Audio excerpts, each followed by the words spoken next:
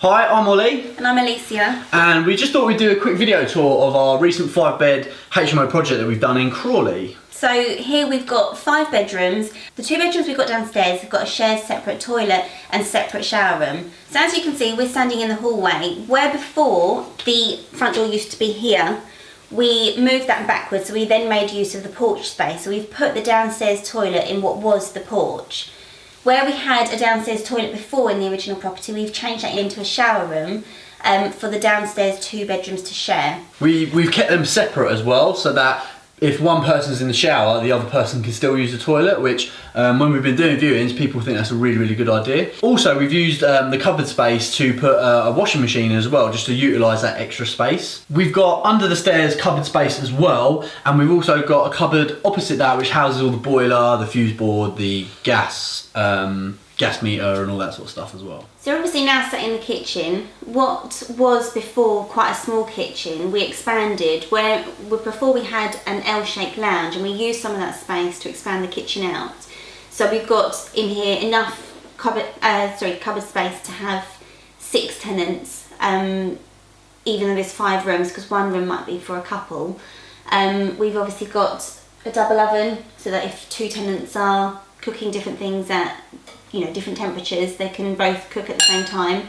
We've got 2 integrated fridge freezers, so everyone's got ample space for their food, and they each get their own shelf, but there's more space available to them. So we've given more than what is the standard. We obviously then got this breakfast bar, which can seat 4 people normally, but if tenants wanted to, they could move the sofa across and they could have, if they were having a small dinner party or something, or they wanted to sit together, and we provide 2 extra bar stools that are fold away that we keep under the stairs, that everyone could eat if they wanted to eat at the same time. We've then added a relaxation area, lounge area, with a sofa, TV, so people can have somewhere to come and sit and watch a programme. So we've tried to fit everything in that people would want, by using the space creatively, and like I said, we expanded the kitchen to be able to do that.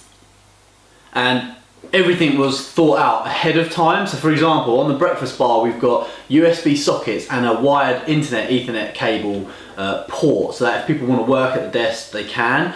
By the couch, we've got plug sockets down there so that people can charge their phone if they're watching TV. Everything has been thought out ahead of time at the design stage. Yeah. So where people might think that you think of the furniture layout last, we actually think about it first. So we plan everything using an online room designer, and we can type in the measurements of each of the furniture and really work out where everything goes.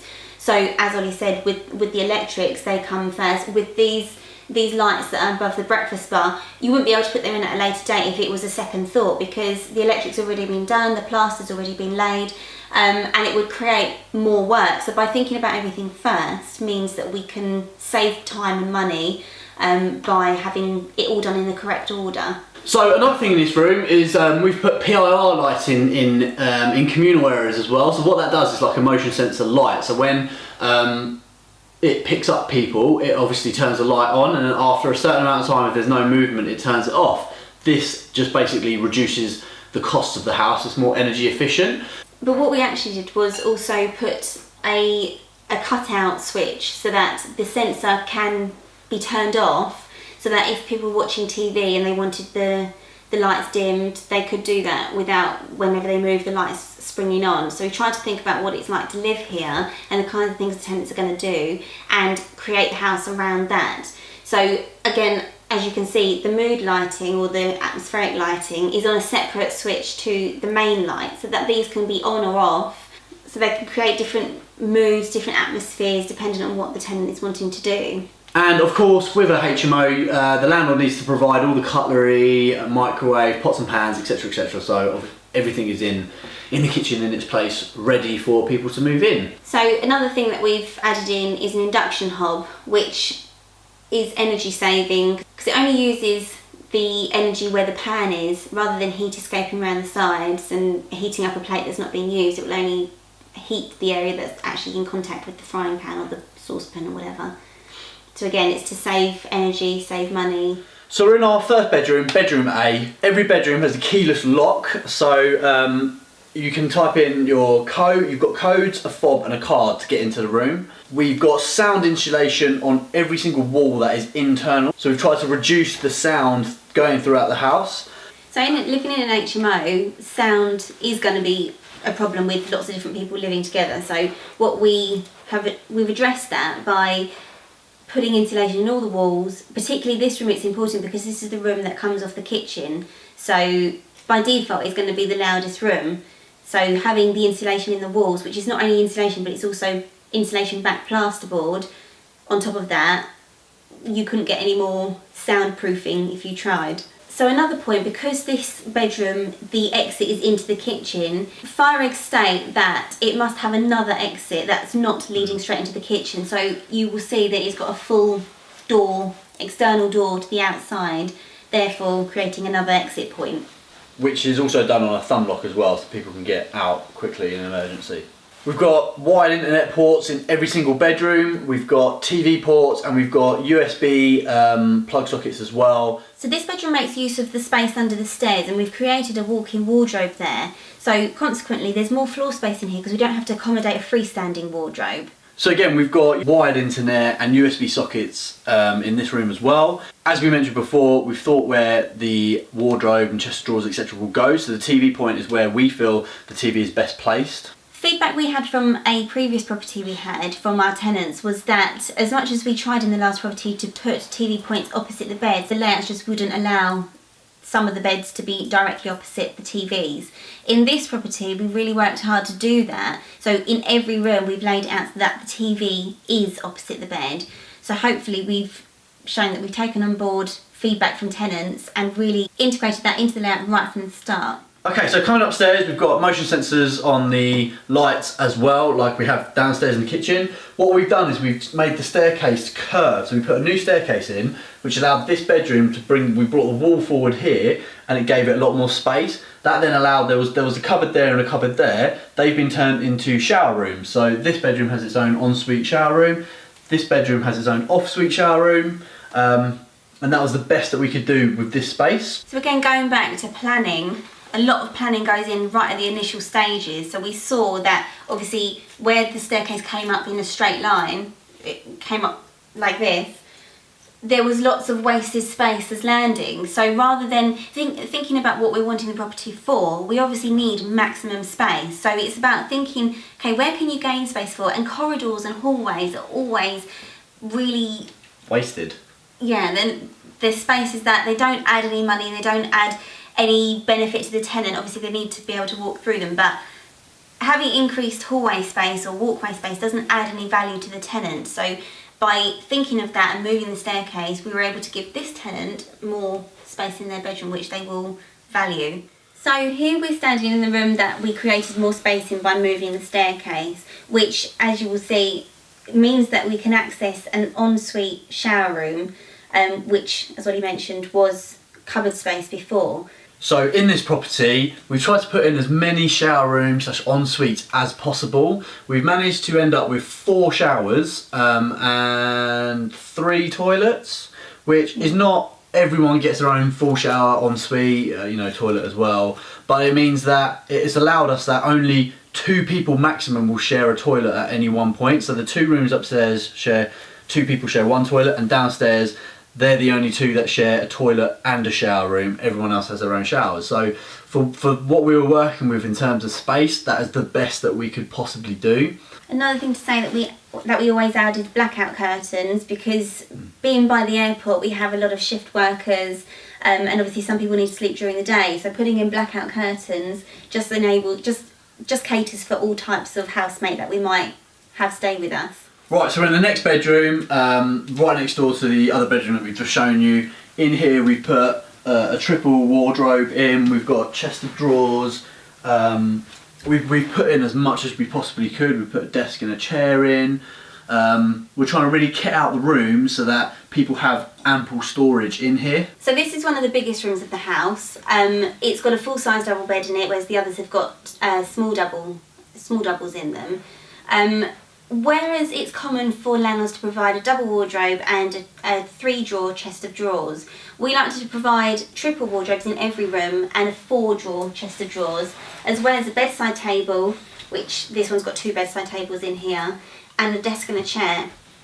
The reason we provide greater storage is because thinking about what we would like our tenants to do, which is keep the rooms tidy and clean and things.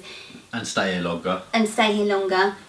By providing extra storage enables them to keep things more clean and tidy, because if you've got lots of stuff, the last thing you want to do is not have somewhere for it to go. So as much as people might say, oh yeah, well you can just give them a double wardrobe and triple chest of drawers. Yeah, but by spending a tiny bit more money, because it's not much more to be honest, we just help the tenant out to be more organised or to be more tidy or to have more space to store their stuff. Also, another thing is that we've done all the electrics on separate circuits, so if someone was to trip their circuit in this room, it wouldn't affect other people in the household.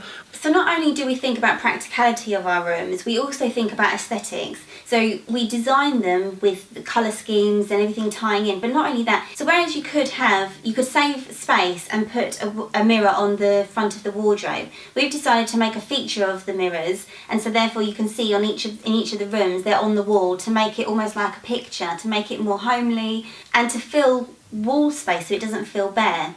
Okay, so now we're in bedroom E, which is our biggest room. It's a couple's room. It has been let to a couple already. There is more wardrobe space in here. They've got a full ensuite with toilet in there as well. Extra shelving can go in here because it is one of the biggest. It is the biggest room. As ever, everything's exactly the same. Blackout curtains, USB plug sockets, wired internet, TV ports everywhere. The standard of every bedroom is exactly the same throughout the house. We feel it's a high quality standard. We've put wired smoke alarms in every single bedroom as well as in the communal areas, fire doors and intermittent strips on every single bedroom door as well, with all your keyless locks, etc. So we feel that the quality is consistent throughout the house, as well as the kitchen and the bathrooms, all done to a really high standard. So in this room, knowing that it's for a couple, we've provided extra storage, as Ollie said, we've got 2 double wardrobes, we've got more storage in here. We've also tried to accommodate the fact that people are going to want to get round each side of the bed, because if there's 2 people living here, but the width of the room wouldn't allow us to have a standard opening door. So what we've done is we've had a concertina door, a bifold door, so that we can move the bed over, put a shelving unit on this side to create a bedside table equivalent, and a bedside table on that side. So we've managed to get it all in, and again think about what it will be like for 2 people to live in this room and not make someone's life a bit more problematic to climb over a bed to get into bed. So the bathroom used to be here, and what we've done is we've divided it up to create the ensuite for the couple's room and to create the toilet for the 2 bedrooms that have their own ensuite shower room.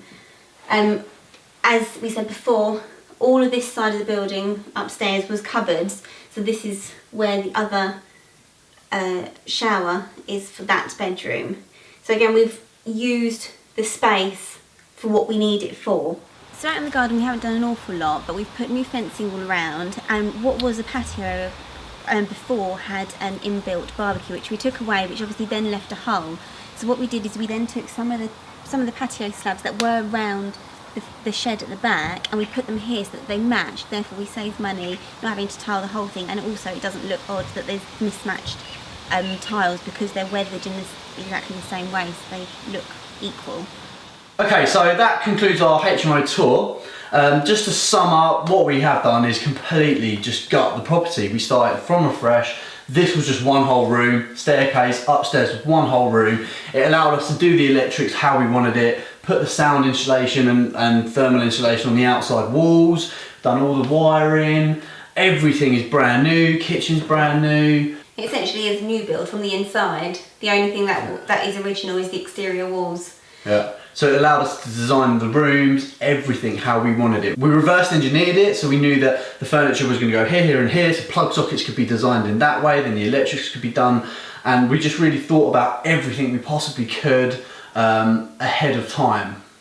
One tip that I have is that, like I said, we do all our room layouts on a computer program, which then we print out. And obviously by using the same furniture company that we've used previously, we know the dimensions, we know exactly how everything will fit. So what I could then say to the electrician, for example, was the bed is however many centimetres wide. I would like a plug socket for a bedside table at this point. And so on the diagram that I gave him, which was the floor plan, I even put the measurements of each of the furniture and the measurements of where I wanted the plug sockets. And he was really grateful because he said he doesn't normally get that amount of detail, but it allowed him to be able to work exactly to the specification he knew that we wanted, and it just saved him time, us time asking him to correct things.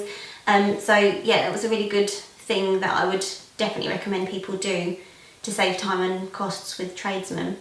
If you want to ask us any questions or want any more information about how we do our HMOs, feel free to contact us. I'll put a description at the end. Thank you very much for watching. I'm Ollie. And I'm Alicia. And we'll see you soon.